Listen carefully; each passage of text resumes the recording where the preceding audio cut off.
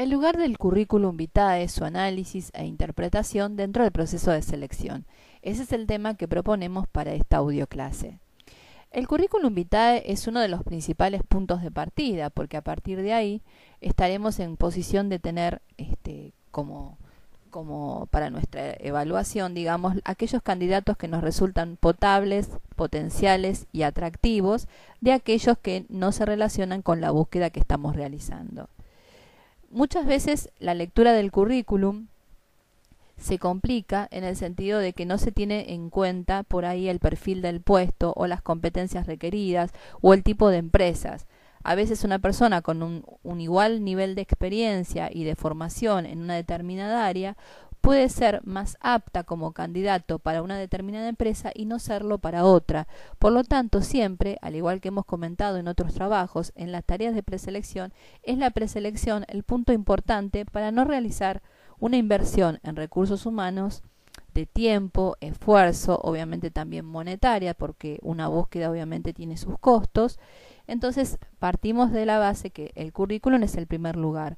Luego una preselección de aquellos candidatos que hayamos seleccionados como los más aptos o los más adecuados para una primera entrevista. Y es a partir de allí donde se decidirá si después seguimos con la entrevista más en profundidad y obviamente la evaluación psicotécnica posterior, hasta llegar al informe, que es lo que en nuestro campo finaliza la tarea que nos ha sido encomendada, que es la evaluación psicotécnica de un postulante. ¿Qué elementos debemos considerar en la observación del currículum? Tenemos elementos formales, elementos estructurales y elementos funcionales. Podemos considerar elementos formales la presentación, el vocabulario empleado, la extensión. O sea, a veces hay extensiones de una página y a veces hay extensiones de 5 páginas.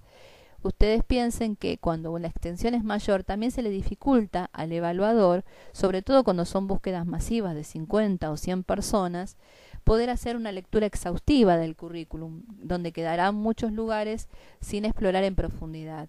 Por lo tanto, muchas veces también es recomendable cuando se trata de este tipo de búsquedas, en donde hay muchos postulantes para un puesto, repartir el trabajo, armando un equipo de trabajo, en donde va a ser fundamental cuáles son los criterios de lectura que vamos a tener que realizar sobre ese currículum. Esto obviamente tiene como previo la elaboración del perfil de puestos y del perfil de la empresa y las competencias que la empresa nos ha pedido que estén presentes en los postulantes.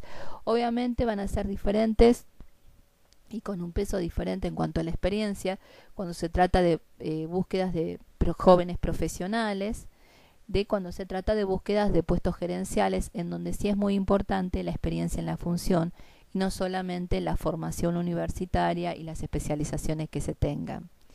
Entonces, nuestra primera evaluación apunta a los datos formales. Muchas veces, aunque parezca increíble, a veces faltan los teléfonos o los lugares como para contactarse con el postulante, porque los ha omitido, los ha olvidado. Muchas veces también la forma de presentación.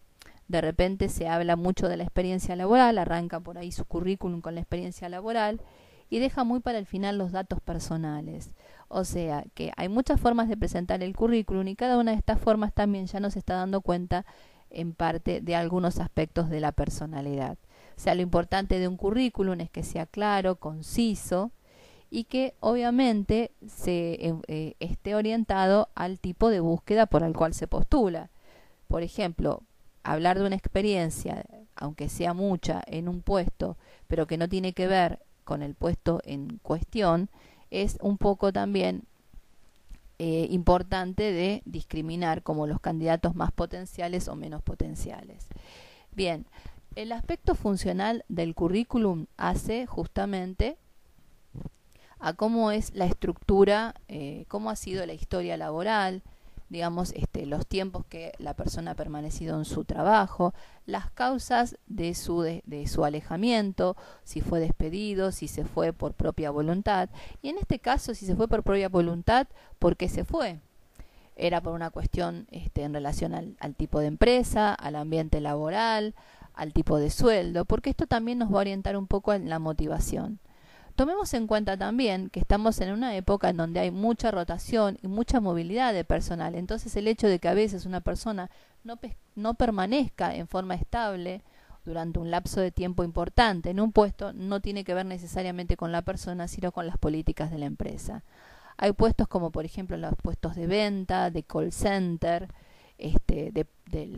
toda esta parte de venta, comercialización, promociones, en donde los puestos tienen alta rotación. Primero, muchas veces porque no siempre hay una motivación. Digamos, los puestos de venta son puestos en donde muy pocas veces encontramos candidatos con las aptitudes y competencias y vocación hacia esa área. En general, a veces son como los recursos cuando una persona está desocupada, porque aparentemente son los que piden una menor experiencia.